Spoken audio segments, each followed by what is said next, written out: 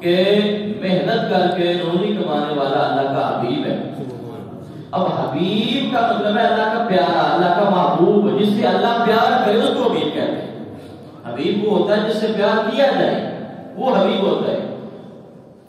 وہ ایک روایت میں آتا ہے کہ ایک شخص بڑا کڑی نوجوان پہاڑی سے آ رہا ہے محنت مزدوری کرنے کے بعد، تو کچھ صحابہ نے یہ دل میں خیال کیا، یہ باتیں کیا انہوں نے کہ کاش کہ اس کی جوانی اور اس کی طاقت اللہ کی راہ میں خرچ ہوتی. تو وجہ سے سنیے کا یہ بات توکل آپ بھی کرتے ہیں، یہ توکل کیا ہے. وہ صحابہ نے آپس میں باتیں کی کہ کاش کہ اس کی جوانی اور اس کی طاقت کہاں خرچ ہوتی؟ اللہ کے راہ میں. کیسے؟ یعنی کہ جہاد پہ جاتا، جہاد کرتا. تو نبی کریم صلی اللہ تعالی علیہ وآلہ وسلم نے جب صحابہ کا یہ جملہ سنا تو آپ نے فرمایا کہ تم کیا سمجھتے ہو کہ صرف اللہ کی راہ میں جہاد کرنا ہی جو ہے یہی افضل عمل ہے؟ سبحان اللہ، یہی افضل عمل نہیں. سرکار فرماتے ہیں کہ اپنے بیوی بچوں کے لیے حلال روزی کمانے کے لیے نکلنا اس کا بھی بہت بڑا ہے. سبحان اللہ. بزرگوں نے یہاں تک لکھا ہے کہ آپ نہیں کہ آپ صوفی بن کے سارے مسجد میں بیٹھے رہے اور بیوی بچے گھر میں بھوکے، وہ ان کو کھانے کے لیے کچھ نہیں ہے، پہننے کے لیے لباس نہیں ہے. فرمایا کہ توکل کا معنی یہ نہیں ہے کہ آپ کونے میں جا کے بیٹھ جائیں. اس کا مطلب یہ ہے کہ آپ ظاہری اسباب جو ہے مجمع کی جو ہے کہ جب اذان ہو جائے تو پھر جب نماز پڑھے تو پھر کیا ہوگا؟ فَإِذَا قُضِيَتِ الصَّلَاةُ فَانتَشِرُوا فِي الْأَرْضِ. فَإِذَا قُضِيَتِ الصَّلَاةُ جب نماز ادا کر لو، جب پڑھ لو نماز، پھر کیا کرنا ہے؟ فَانتَشِرُوا فِي الْأَرْضِ. اب نماز ادا کرنے کے بعد پھیل جاؤ زمین میں. تو کیا کرے؟ وَابْتَغُوا مِن فَضْلِ اللَّهِ. سبحان اللہ، سبحان اللہ. تو روزی تلاش کرو، رزق تلاش کرو. ٹھیک ہے نا؟ نبی کریم صلی اللہ تعالی علیہ وآلہ وسلم آپ نے خود نہیں تجارت کی. ٹھیک ہے نا؟ یعنی کہ کچھ ہمارے صوفی حضرات یہ بھی کہتے ہیں کوئی نہیں جلوڑ اللہ، یعنی کہ توکل کو سمجھیں کہ توکل کا مطلب یہ نہیں ہے کہ آپ میں مطلب کہ بندہ دبئی بیٹھا ہے دعا کرو اللہ پاک نے اولاد دے، پھر تو شادی کرے گا تو اولاد ہوگی. آج کل کا سبب ہے اسباب. یہ جو دنیا ہے جس میں ہم رہ رہے ہیں یہ عالمی اسباب ہے. ہر چیز کا کوئی نہ کوئی سبب ہے اور اس سے آگے پھر اسباب سے آگے معاملات طے ہوتے ہیں. تو جیسے یہ ساری میں نے جو باتیں کی دنیاوی اسباب کے حوالے سے کی، اسی طرح جو اللہ رب العالمین کی طرف سے بخشش ہے اور رحمت ہے. ایک صحابی دعا کر رہے ہیں کہ یا رب العالمین مجھے نعمتیں تمام عطا فرما. کون سی نعمت؟ نعمتیں تمام، یعنی کہ مکمل نعمت عطا فرما. تو نبی کریم صلی اللہ تعالی علیہ وآلہ وسلم آپ نے فرمایا کہ صحابی تمہیں پتہ ہے کہ نعمتیں تمام کیا ہوتی ہیں؟ نعمتیں تمام کیا ہوتی ہے؟ مکمل نعمت کیا ہوتی ہے؟ یا اللہ کیا ہوتی ہے؟ فرماتے ہیں نبی کریم صلی اللہ تعالی علیہ وآلہ وسلم کہ دوزخ سے بچ جانا، دوزخ سے بچ جانا اور جنت میں داخل ہو جانا، یہ ہے اللہ تبارک و تعالی کی طرف سے نعمتیں تمام.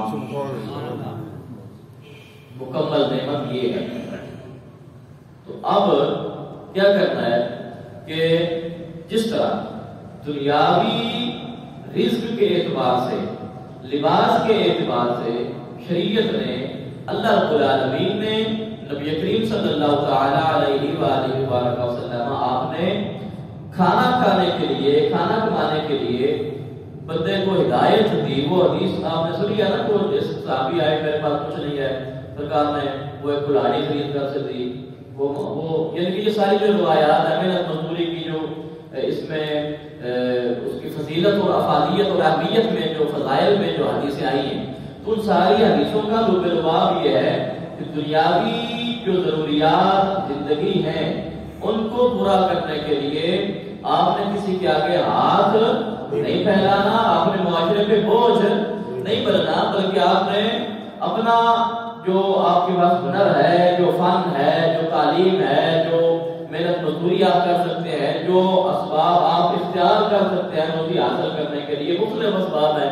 کوئی جاب کر رہا ہے، کوئی مزدوری کر رہا ہے، کوئی ریڈی لگا رہا ہے، کوئی کاروبار کر رہا ہے، کوئی گاڑی پہ کام کر رہا ہے، کوئی آگے کسی سے کام کروا رہا ہے، کوئی ٹھیکیدار ہے، کوئی مزدور ہے، کوئی مستری ہے. بڑے سو اس کے آگے طبقات ہیں جو مختلف طریقوں سے روزی حاصل کرتے ہیں. تو جیسے دنیاوی ضروریات زندگی، لباس، خوراک، رہائش، ان کو پورا کرنے کے لیے آپ نے دنیاوی اسباب کو استعمال کرنا ہے، محنت کرنی ہے، پھر جا کے روزی حاصل کرنی ہے. ایسے ہی اللہ رب العالمین کا فضل حاصل کرنے کے لیے بندے کو محنت کرنی پڑے گی. یعنی کہ یہ نہیں ہے کہ خالی وہ علامہ فرمایا نا زبان سے کیا کہہ دیا لا الہ تو کیا حاصل، دل و نگاہ مسلمان نہیں تو کچھ بھی نہیں.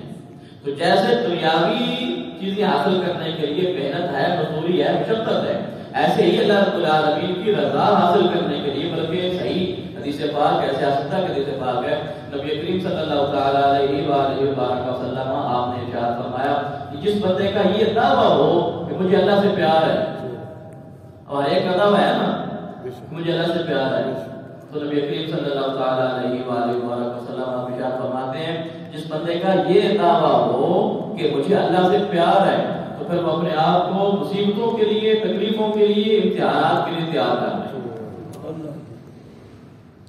یہ آسان منزل نہیں ہے اللہ کی راہ پہ چلنا، ہر دور میں مشکل رہا ہے.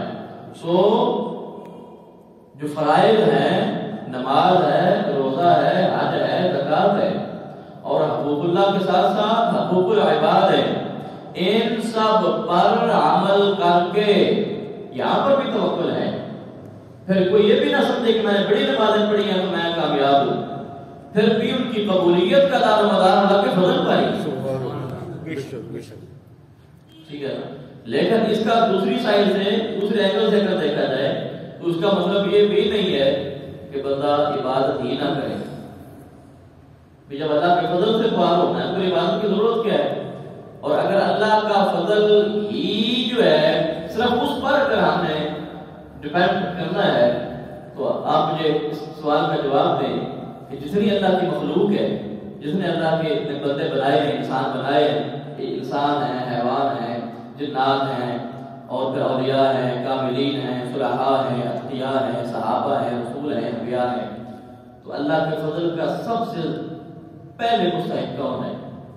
اللہ کے مخلوق میں نبی کریم صلی اللہ علیہ وسلم